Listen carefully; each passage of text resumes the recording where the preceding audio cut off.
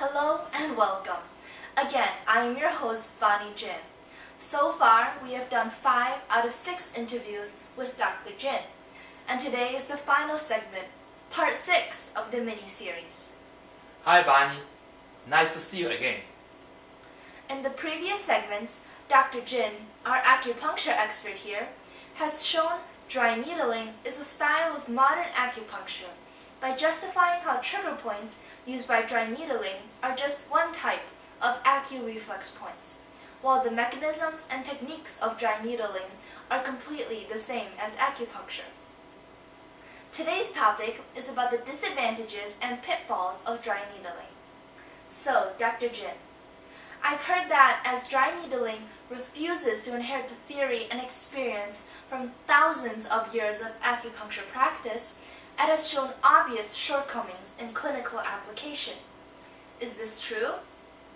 Yes, even though dry needling is often good at treating myofascial pain, its disadvantages and the pitfalls are still significant.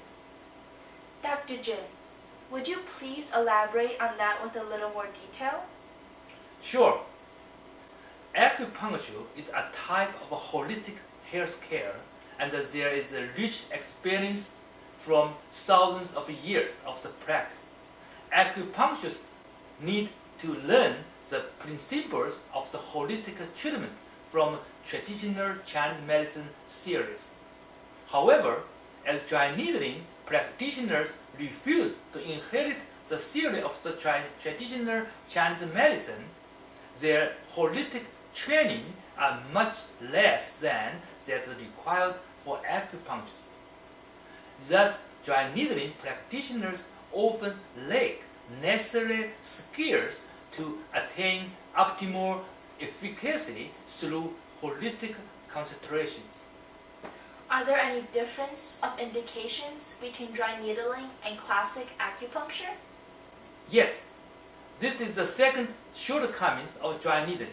The indications of dry needling are not as broad as that of classic acupuncture, as they are mostly limited to myofascial pains. For example, for knee osteoarthritis, directly inserting needles into the articular cavity through Shiyan points is very critical to attain optimal results.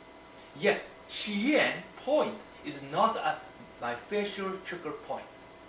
Acupuncture covers a much broader range of clinical applications than simple neuromusculoskeletal pain or psycho-emotional issues. It really covers the full spectrum of medicine. I see.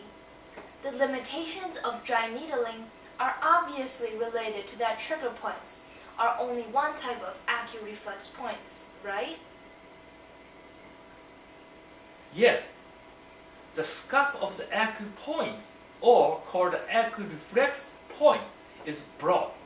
Somatic acu-reflex points can exist on all layers of tissue, such as the skin, subcutaneous tissue, muscle, bone membrane, and articular cavity. Even those caused by myofascial pain may not just be inside the muscle. Perhaps they may be located on the skin or subcutaneous tissues. Therefore, acupuncture, inclusive or acu-reflex points, often have broader indications. You say that trigger points belong to somatic acu-reflex points, and there are local and distal acu-reflex points. So are trigger points located mostly at suffering areas? Where are their muscles?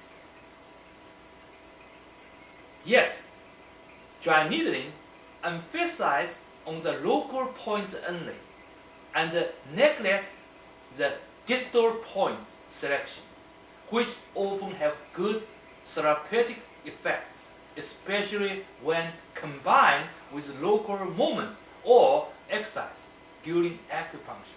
Besides, in the acute cases, many myofascial pains may actually get worse after local needling with an excessive type of stimulation.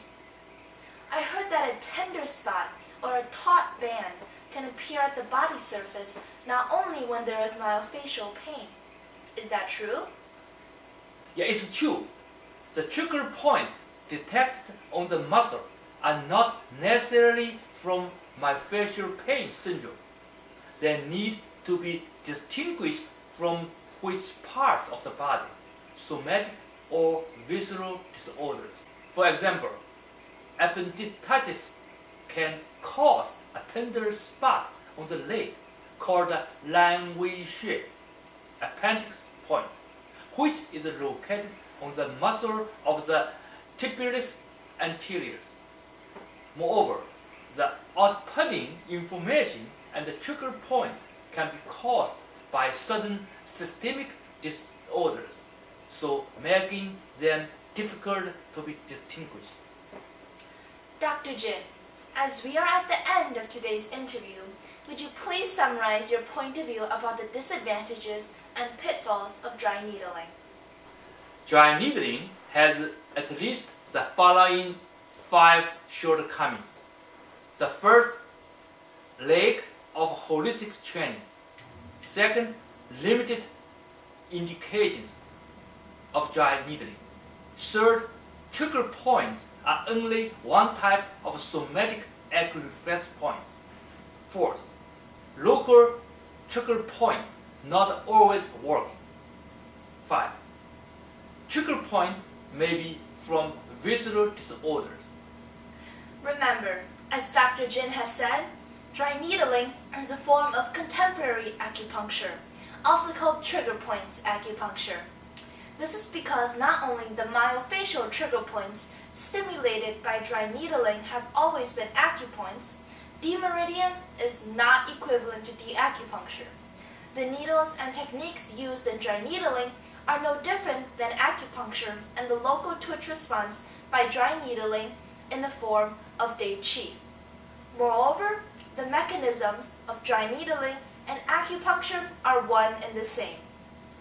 Dr. Jin, do you have any additional comments for our viewers? Yes, I do have a couple more final remarks. First, thank you, Bonnie, for your questions. You have been a wonderful host. To all the viewers out there, I hope this mini-series piqued your interest and made you aware that dry needling is being illegally practiced in many of our states. Those practitioners exactly trying to bypass acupuncture laws or regulations in these states by sidestepping rigorous educational and clinical hours that are required for a licensed certified acupuncturist. Thus, dry needling techniques practiced by healthcare professionals without sufficient training of acupuncture may pose potential health risk to their public safety. So, if you ever need to be needled, please seek out a qualified acupuncturist in your neck of the woods. Thank you. That is all, folks. Thank you, Dr. Jin. This concludes our 6-part interview mini-series, Acupuncture vs. Dry Needling. Thank you, everybody. Bye-bye. Bye.